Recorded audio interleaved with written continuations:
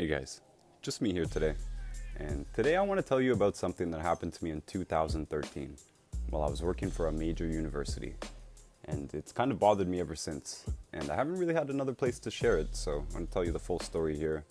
But I want to take you back a few years and kind of set the scene a little bit and why it mattered so much to me.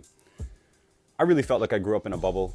I really didn't feel like I had access to a lot of information. I don't think I ever thought about anything geopolitical, so to speak, like anything, the wider issues in the outside world, anything like climate change or how animals are treated or wars or any, what is happening in any other country.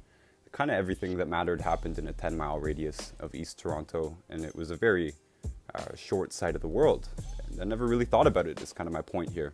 And in today's age, kids, everybody can expect to be bombarded with geopolitical information all the time, every day, Instagram, Facebook, whatever. But back in the day, if you didn't watch the news or you didn't read the newspaper, you didn't get the news. You didn't, climate change, wars in Rwanda or Uganda or what, these did not exist in our world and our worldview, So there was a couple key things that broadened my world and that led me to actually working at the university. And the reasons that I was there was largely searching for information, is kind of what I'm saying here. And today we're used to just being able to Google something or YouTube something, which is the second biggest search engine, also owned by Google, coincidentally.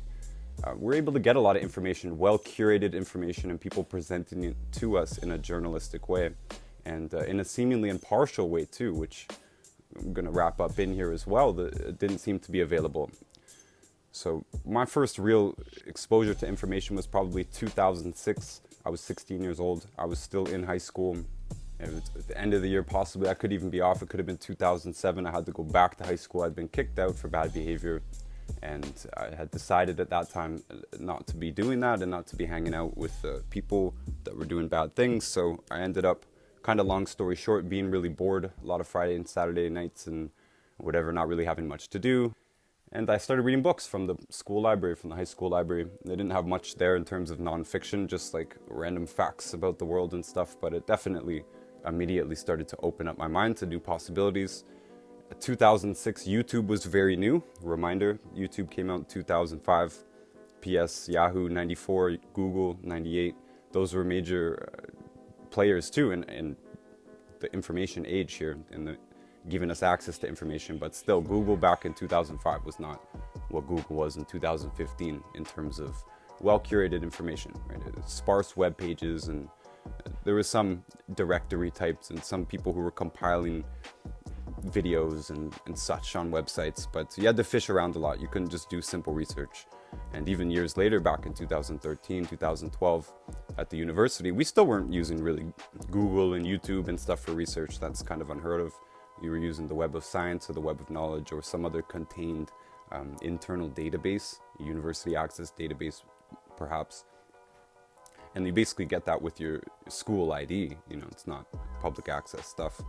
So it's a different world today, and this is good. But the reason I wanted to work and be a part of the university and figure out how it all functioned and stuff was because we didn't have access to this information, and I was very curious about the world. In 2006, when I started reading, the next year, 2007, and by the way, reading, I mean reading heavily. And I think in the first 3-4 years, I do think I hit 1,000 books. And this is just going to the bookstore, after I ran out of the library at school, just going to the big public, like the conglomerate bookstore, whatever it's called, Chapters in Canada, be equivalent to like Barnes and Noble in America. So you get a pretty contained worldview there. But I didn't know that. Just went to the nonfiction section and just started picking off books. And I do think 1,000 went by pretty quickly in those years. But in 2007, a movie called Zeitgeist came out. The movie one, Zeitgeist, the movie, the first one. There's 3 of them. And this was the first time anybody ever came over to my house. And my buddy came over and basically forced me to watch something. And not a movie or something. It's like, oh, you got to hear this new band or something. He's like, no, you have to stop what you're doing right now. And we're going to watch this. And I'm pretty sure we watched it back to back right there. If it wasn't, then I watched it again the next day or something. But I was impacted heavily by this. I had never seen anything like this before. And the website had links and recommendations to other books. It might have been the website or the forums, whatever. I was pulling out references, bought some Jack Fresco books, Buckminster Fuller, and for some reason Noam Chomsky. And P.S. again, this is before Amazon kind of, at least, you know, I'm 16, 17 years old here. I'm not buying off Amazon. I'm going to a bookstore, and if you find a bookstore that sells Noam Chomsky books and those types of like anarchist and anti-establishment books, they're probably not going to be in the Barnes & Noble or the major chain bookstore. So you're probably going to be open to a whole bunch of new political books. So I'm 17 here, and this is really my first exposure to political information. And obviously they didn't really have anything that inspiring in the high school book library, but this was enough to put me off on a new direction. And along here, books are coming out like Food Inc. And at this time I'm working, along this time, 2008, 9, 10, I'm working at a gym. So I'm being exposed to food conspiracy information and, you know, GMO information and the water supply and fluoride and all this kind of stuff. And so I'm really wondering what's going on with my world at this point. I was not exposed to this. Again, I just really want to emphasize this because there's no part of me that was political before. There was no part of me that was worried about drinking water or what was in the food or let alone the nutrient value of food or anything like this. But definitely not what our government was doing or any of that mattered in any way, or even what science was and its function and etc. So this was huge for me. I didn't know about corn and, you know, how all meat was grown on corn. So I got the implication from, not all meat, this is the idea that I got, and this is the implication that I got from Food Inc. and related sort of food propaganda, I would label it now, food industry propaganda, anti-food industry propaganda. And why I say that is because it feels like it's framed into turning us into sort of militant environmentalists, and I feel that that's what I became pretty quickly, 2007 to 2009, 10. And by 2011, I was a vegetarian basically, or at least consciously avoiding meat and other things, other food things for political reasons specifically. Now around this time I decided to go to college for engineering, and I also decided to drop out short after. I did a full year and a semester in the summer, and then said, you know what, I've had enough of this. I pictured myself staying in the area that I was from, or Toronto in general or whatever. I didn't picture good opportunities, and I didn't want to like become the big person or whatever, you know, make it in that area. I felt I had to leave, so I got rid of all my stuff, sold it or gave it away, kept all my books at my mom's house, kept some clothes, took it with me, box of sentimental items in storage, that kind of thing. And I moved to Europe, and I didn't really have a plan.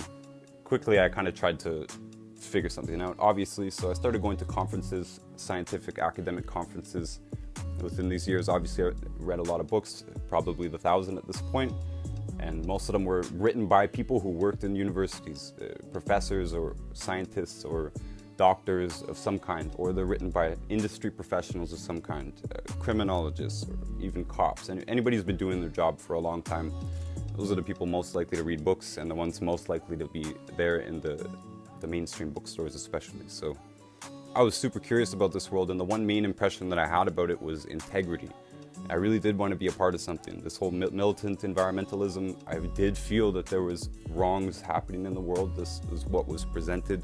P.S. This is also presented at the mainstream bookstores. I was also introduced to climate change at the mainstream bookstores, and I would say climate change propaganda as well, because there was only the part available that was there to convince me that this was a big problem. And I was very well convinced that it was a big problem because I was so well convinced that there was integrity established through what I would think of as the scientific establishment before that point. And meaning that by the time you got your bachelor's or your master's and your PhD, you've been trained into this process that really respects what science is on its essence, so that itself kind of filters out a lot of what would be known as corrupt behavior, because, you know, people are dedicated to actual science. I really got this idea because everybody that wrote these books seemed to really be on the level. You know, they seemed to be all about this, and I believe them.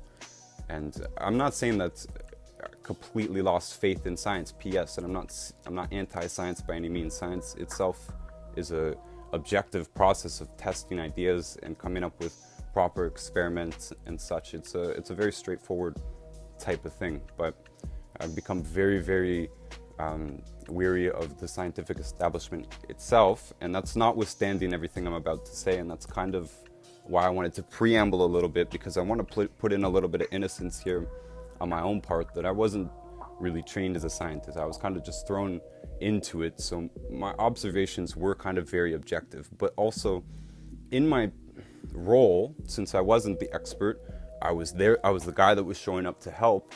I really kind of could ask any questions I wanted, and I really found myself asking questions that no one else really was.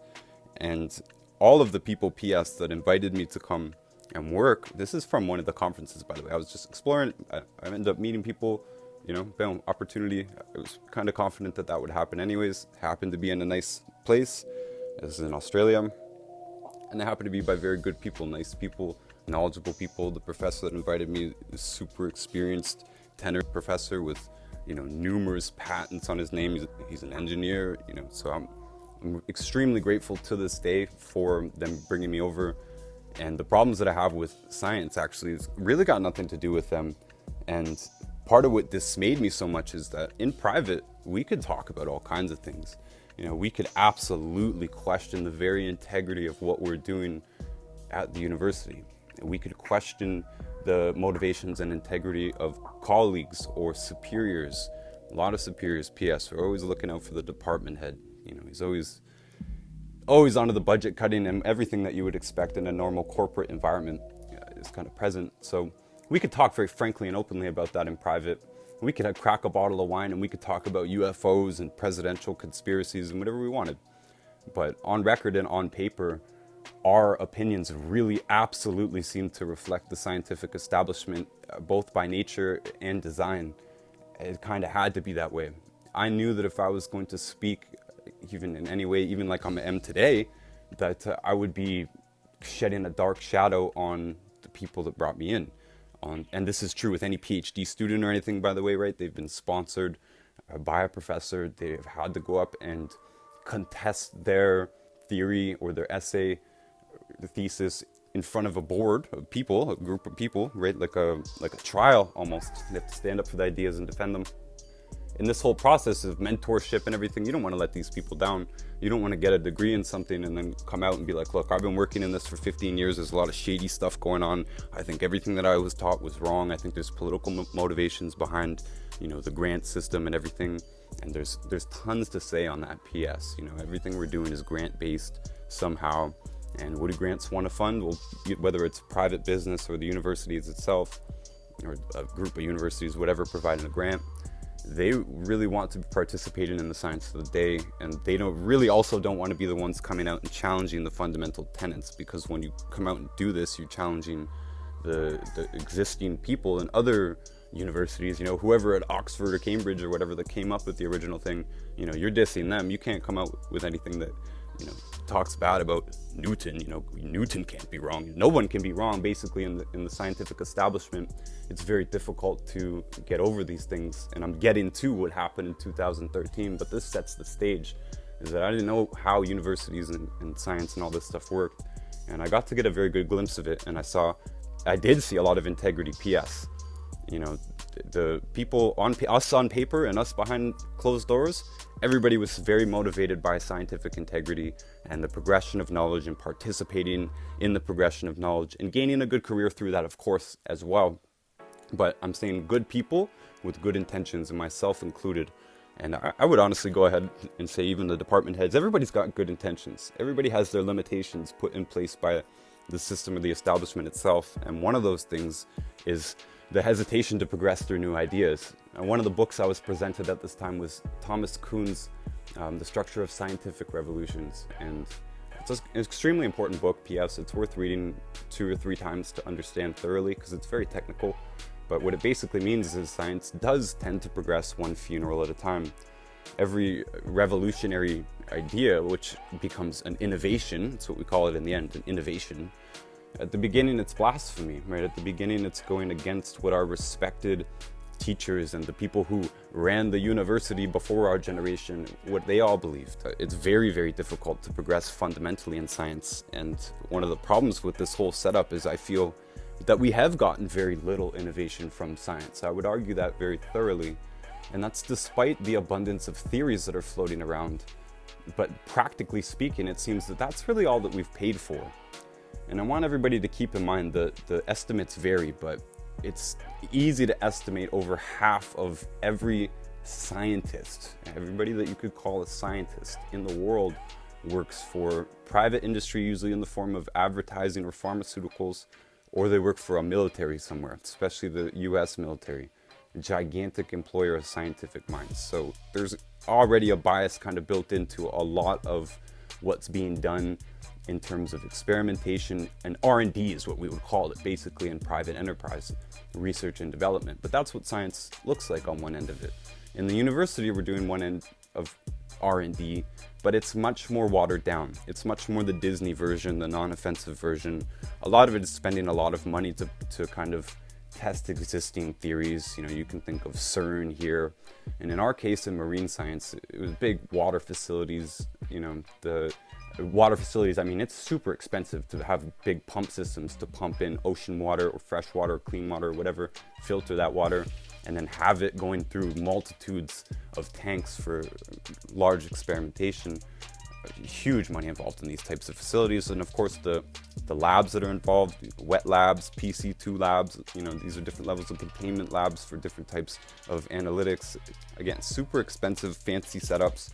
Makes it look like we're doing a lot. And we are doing a lot, you know.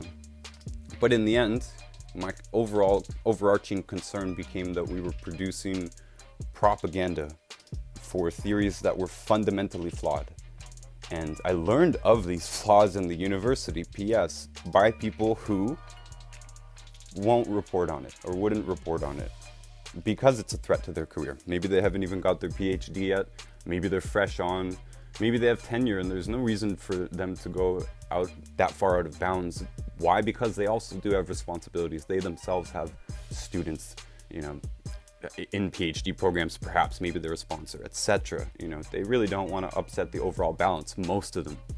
A lot of them, it isn't until they're put into some position where they have to speak out that they even will. And this is, again, good people, good intentions. So what happened in 2013? In 2013, I was asked to help with a master's program. This is just a one course in a master's program. And it's basically a computer modeling based course. They're learning how to use a computer model to look at gas exchanges and hydrodynamics, water movement, temperature differentiation in a water body. So the dynamics of a water body like that are, again, dynamic. So they require modeling. And one of the interesting things, PS, if nobody knew this, anytime you see anything based on a computer model, whether it's a climate change or whatever, often in the geek lounge where computer modelers work in their labs, somewhere there's going to be a sign that says all models are wrong, but some are useful. I'm going to repeat that. All models are wrong, but some are useful. That means that the modeling industry, the people that work in computer models, whatever they're being used for, science, military, it doesn't matter. They know that modeling is very, very rudimentary. They recognize that nature is so complicated that we can't fundamentally gather enough data to model it correctly. And again, people saying 5 years from now, 30 years from now, we're modeling or predicting that whatever, there's going to be a warming of however many degrees, can be a super technical explanation. But guarantee you the people who wrote these models and worked on them and plugged the data in, they know that whatever comes out of it is a very, very rudimentary guess. And this is a huge, huge problem. Why? Because nobody's been able to successfully back model even one small water body. So this means you knew all the data from 2015, all of the temperature data from all around one bay, perhaps. You knew all of the water temperatures and the water values and the pH and everything. You measured everything. You got a full data set. There's no model that exists that you can plug that into that will give you an accurate playback of the year's weather or the year's gas exchange or whatever it is. We're just not there yet. And the truth in the industry is we're decades away from even being moderately confident about short-term predictions. So just keep that in mind, PS. Interesting things you learn in the back rooms of these things, right? And this is all very open in the university's PS. When it's presented to the public, everything's presented so polished and confident. I feel that we get a very, very biased view of science itself, whereas the people there, they don't have that view. They understand the limitations of the human system that they're working within anyways. So we're in the modeling program course. They have to write an essay at one point. I'm assigned to mark these essays, or some of them. And some of them I found so deeply flawed that I found myself up late at night refuting them. Like, I'm writing counter essays to them. And when I handed them in, sort of, I was kind of told that, number one, I can't fail somebody outright. And I think there was only one paper where I was like, there's no way this person's qualified for a master's degree and not for a course with a master's degree. And they did fail at the technical specifications of what they're supposed to do. They're basically both supposed to just write out a paper, write a mock paper. They're supposed to do a few citations, and they're supposed to make some sort of logical theory out of it quickly. It's not a huge major assignment. I believe it's a 1 week kind of thing. And this one was definitely a fail. Number one, I was chewed out for that. Can't fail this person. Why? And my answer, not the answer that I was given, but my answer is, it looks bad to fail people, right? It looks bad on the university. It's trouble for the university. The university doesn't want to deal with it. The student obviously doesn't want to fail, but point being, it's very difficult to fail a university course, even a master's level course. If you show up and if you turn in almost anything, you should pass it. And that's kind of scary to me on one level. And the level of incompetence in that particular essay was absolutely troubling to me. And do I think it can be trained out? For sure. But that doesn't mean that they should pass that essay. No way. They should have to come back on the next essay and go hard and come together with something logical, because this was terrible. It was my feeling, right? I was feeling I was given a fair judgment. Some of them were excellent, P.S. Some of them did exactly, a lot of them, most of them I would say, did exactly what was asked of them. They made more than the expected number of citations, because they are also trained that if you're asked for 3, give 5, you know. So they did that. They're good students. It's how they got their bachelor's. That's why they're in this program. I was just troubled by the complete slanting to what I would call the liberal environmental philosophies, you know, that are just so ingrained in the universities. And P.S., this includes the projects that I was actually there working on. You know, we were working within climate change, producing material that absolutely could be used to prop up an absolutely flawed theory. And a lot of us were very open about this, you know, but it's hard to protest.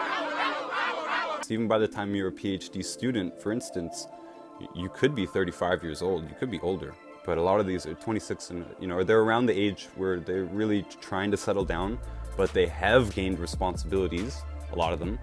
They have apartments or bills or whatever, they've got debts, a lot of them. There's money involved. When you have a grant to study something, the university's not paying you. You take your money out of your grant to pay yourself a salary, whatever your minimum baseline is, and then you use the rest to get the project done. And you're living off of that during the expected time that you're completing your project, right? And whatever the project is, it could be purely research-based, like you looking up other papers and making a theory. It could be you collecting data. It's probably going to be you running some sort of experiment if you're in the geophysics department, which we were in, you know, so it's going to be a multi-year commitment. And anyways, you're getting paid within that. So it's very, you don't want to shake that off. And often you can't, like, what, you work years to get here.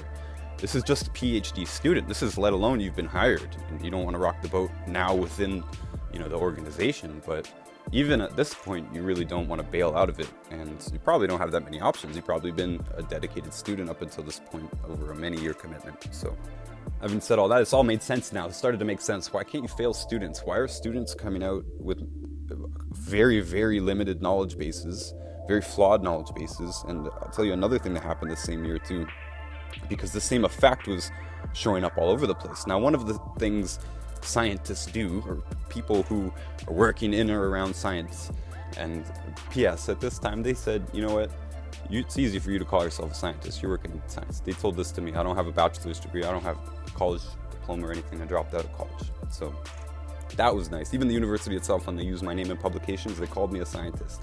P.S. Another interesting little observation. The university wants to make itself look good. Hey, that's good. So even if they got someone like me who's utterly unqualified, and most of the people I'm working with, only the core group knows that I'm underqualified.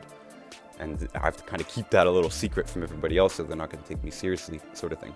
So they don't want that publicized, right? They don't want kind of a nobody in there just walked his way in and is having a hand in publications here, you know. So they call me a scientist, and that's just a funny little thing. But in 2013, I was attending one of these little things that people in science do. They go and attend each other's lectures, and these can be like practice lectures, like when you get a PhD granted to you, and you've got to now, after that, go and promote it, kind of. You got to go to a couple conferences. I don't know if you have to. I think you actually do have to. I think it's like in a lot of contracts, you have to publicly present it at least one conference or something like that. International conference in your field, basically. I think so. Not 100% sure. So a lot of times they want to practice, obviously. So there's just a little room in the university somewhere. In our case, it's just upstairs. And I believe it was every Wednesday, you know, a bunch of people will get together and just give lectures, little mini lectures. Maybe they're practice lectures. Again, a lot of these people are pre-teachers, so they're expecting to go on in their career and have to have certain teaching duties as a professor, and then also have research projects going on the side. That's how most of them kind of plan out their career. So a lot of them are practicing even just little mini lectures and stuff, but mostly it was people presenting their PhD project. And one of them, one time, and this wasn't in this building, this was in another facility actually, another institution actually. They were presenting something on ocean acidification.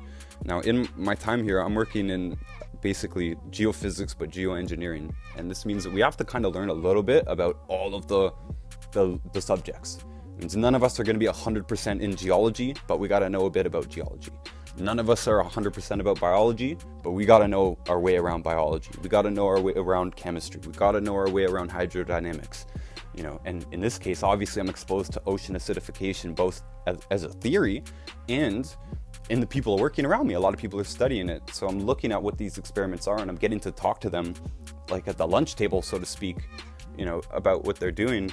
And I had no idea how silly some of them could be. In this particular one, it was being presented again on a screen in a lecture hall, a little mini lecture hall with a whole group of scientists. There's probably 150 people in the room, and I'm definitely the most out of scope here. Like everybody else is 100% within the university, and I'm kind of just at the back row here. But I remember just being blown away that the ocean acidification experiment was one of them that I had read about this problem, that people were using hydrochloric acid, basically just putting them in fish tanks or whatever. In this case, I think it was starfish, and they're producing a negative effect on the biology. Well, obviously, like to me, the way that I just explained it too, it's like, well, obviously, if you add hydrochloric acid to a fish tank, it's going to negatively affect the things that are living in the fish tank. Like this is not brain surgery, you know. But this is being presented as a PhD project, and my mind was blown.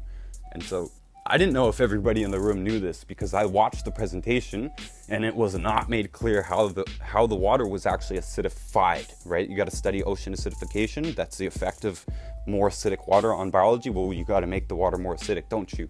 Well, if you just add hydrochloric acid to water, I mean, that sounds insane. If you just add hydrochloric acid to your dog's water, it might get sick and die, you know? So I kind of put my hand up at the question and answer section and asked that question: how was the water acidified? And the answer she did wasn't actually, it was a true but really convoluted way of saying, I used hydrochloric acid. I put hydrochloric acid in. And I think a lot of people in the room got it, but nobody said anything. It was very uncomfortable. I think I did get some dirty looks. P.S. I was accumulating dirty looks after a while because of the books that I was carrying around at that time. And these were often books recommended by people that I would meet in the university, right? So this is kind of weird. And I'm talking about like The Counter Consensus. It's a book by Robert Carter, talking about another important point, that consensus, you know, isn't how we should measure things. So if there's a consensus about climate change, well, there is a counter consensus, but either way, we're not looking at consensus. P.S. All that stuff that I said about why are students not able to put out anything kind of new or innovative, well, it's kind of because of this, right? Because of the nature of consensus and the difficulty in stepping out of it. And students might be taught integrity and to respect science. They might be good people with good intentions, but I really don't think they were taught to challenge authority in the Thomas Kuhn way, in the structure of scientific revolutions way. I mean, in the way that you need to challenge ideas in order to break through them, in the idea that somebody's got to be wrong, you know, if there's going to be something new.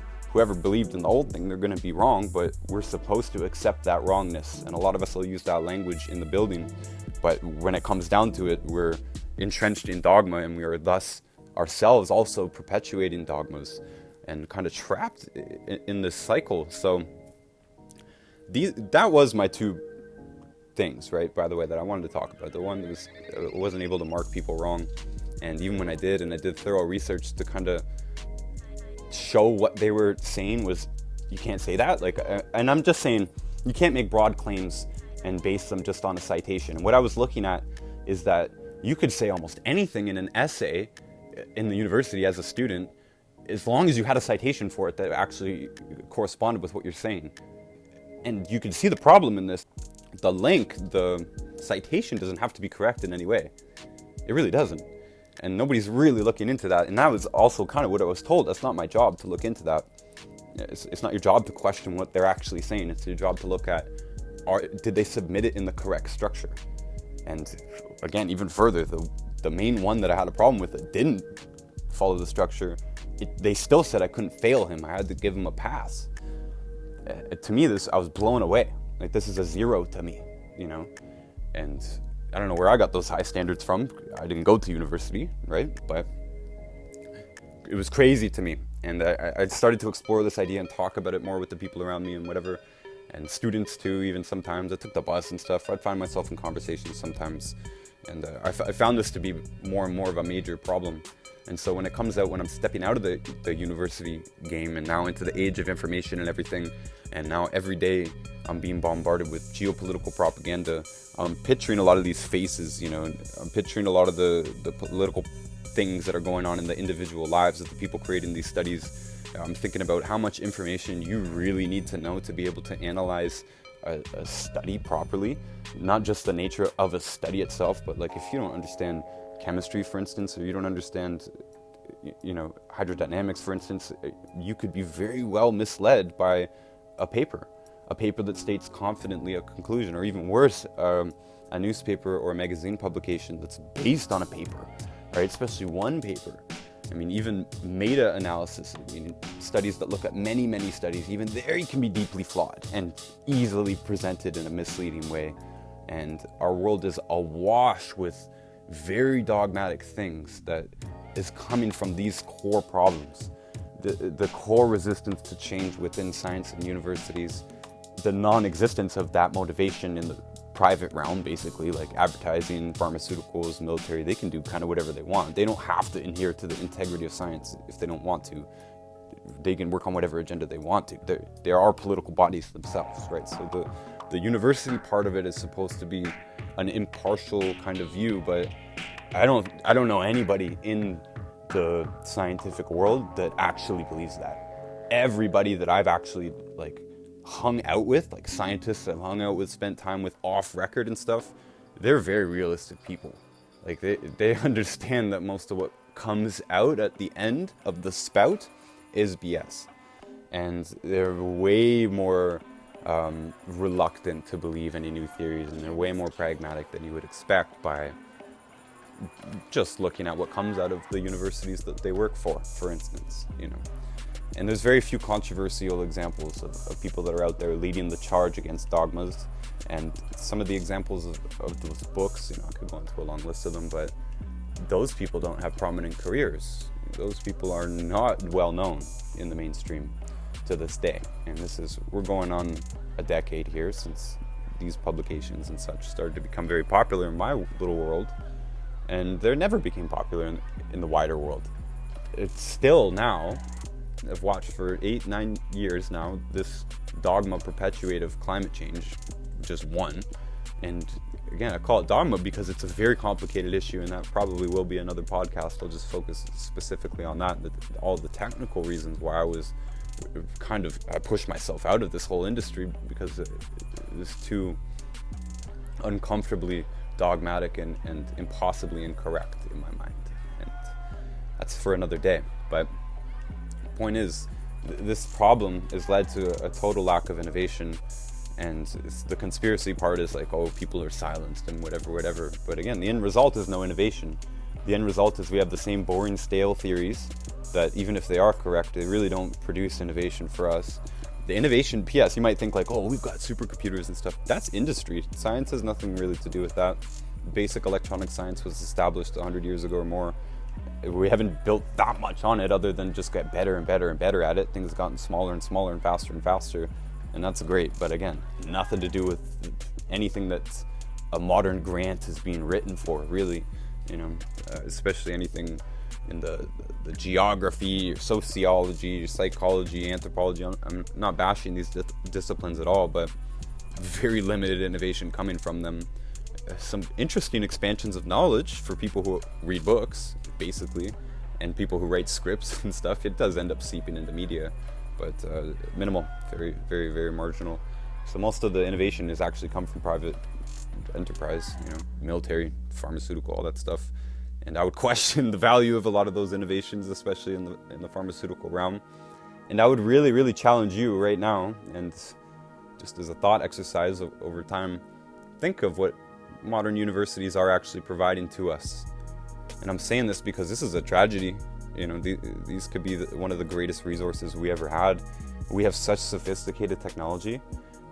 Even using the exact same types of studies and stuff that we're doing now, we could actually make a difference. I was in the engineering kind of part of it, the geoengineering subset of all of this, and they believe in changing things. They believe in identifying problems and changing them, intervening, doing something to mitigate the problem. One of the problems with the climate change thing is that if we're trying to mitigate something that isn't a problem, or we've been misled, or we're kind of wasting a huge amount of resources. So some things to keep in mind here, guys, and I'm not going to go into too much more detail because I made my main points.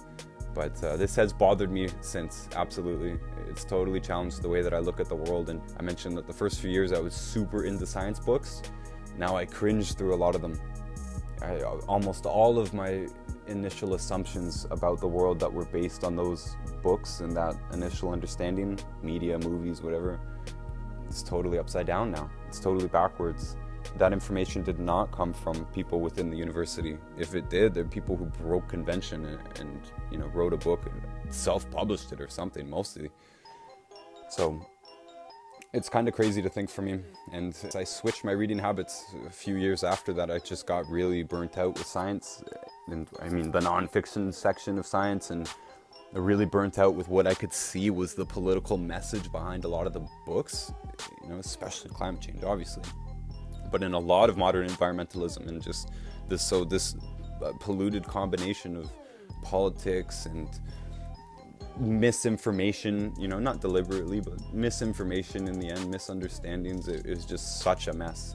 And so I switched off of science and just started reading personal development and business books and sales books. Hey, why not get my own life together, that kind of thing. And it's been a blessing to get away from science. This is a negative message here at the end. This is a negative conclusion that it was kind of killed for me. The dream was killed for me. The bubble was burst for me. And it's not very often now that I can pick up a science book and really be impressed. There's absolute exceptions. Maybe that's another podcast itself. Super interesting, obscure things happening in science right now and discoveries and stuff. It is out there. But it's not much of what we see. It's not much of what you see at the nonfiction section. It's not much of what you see when you turn on YouTube or Instagram or Facebook. You really do have a political apparatus. Like it's almost like a media branch. And I'm talking about the paper stream, the journal stream, the industry of science. It really is a propaganda arm, a media arm for an underlying liberal environmental mindset. And for better or worse, obviously if you care about an issue, it's not a crime to go and make a plan about how you're going to introduce this into the wider world. A lot of these people truly believe the world's going to end because of climate change and overpopulation and stuff, and they're out to do something about it. They're just they have mistakes about what they believe, in my opinion, but we're allowed to have different opinions. Anyways, what I now sound like to myself here, and even on this, I don't sound like I have that much respect for science itself anymore, and the establishment. and I feel super, super disheartened for it. And it's so difficult to find good information. And even if you have the web of science and the web of knowledge, it takes so much time. You got to dig through so much to find something that's worth it, and that's going to push us forward. So it's a big problem, guys. We got to do something about it, and it's easy to fix because nobody's really doing it. You know, all it really takes is more people being aware of concepts that have been around for a long time. That Thomas Kuhn book, I think it was written in the 70s or 80s, something. It's kind of old now. You know, these are basic concepts that if they are just slotted into our existing mainframe science or scientific establishment, maybe some more money is routed that way instead of it being relied on private grants that are looking for people to study things like climate change and women's empowerment and indigenous rights. And again, not that any of these things are bad, but they want a pamphlet that makes them look good on socially acceptable issues that we're supposed to be caring about right now. And I don't like that machine, and that can be stopped just with people being aware of it. And whoever is going into science these days, I don't even know if universities are open right now or whatever's going on, I can't imagine how difficult it would be to do our job in wearing masks and doing all this corona quarantine stuff. I don't think we physically could even do it. I think it would be cost prohibitive and time prohibitive. But anyways, so whatever is happening now, whoever is joining it, if they are aware of these things, they can stop this. Science is not that big. There's not that many people involved. You know, it is a pretty tight-knit community, even if it's a international community now. And that's great. We have everything we need to have all kinds of innovations in our whole society. And if they're going to be politically motivated, well, that's fine, because we need political change too. You know, there's no reason science can't participate in that. But I think we ought to do something useful with that. I don't think we should be doing shady things like manipulating the weather. I don't think we should be forcing people to live in certain places or whatever, you know. But that's to be explored on another day. I appreciate you all for listening. If there's anything else you'd like to see me expand on within this, I'm happy to do so. Not everybody gets a chance to see what I saw firsthand. And I dove into it in a very, very dedicated way. I made myself very useful, so I was exposed to a lot.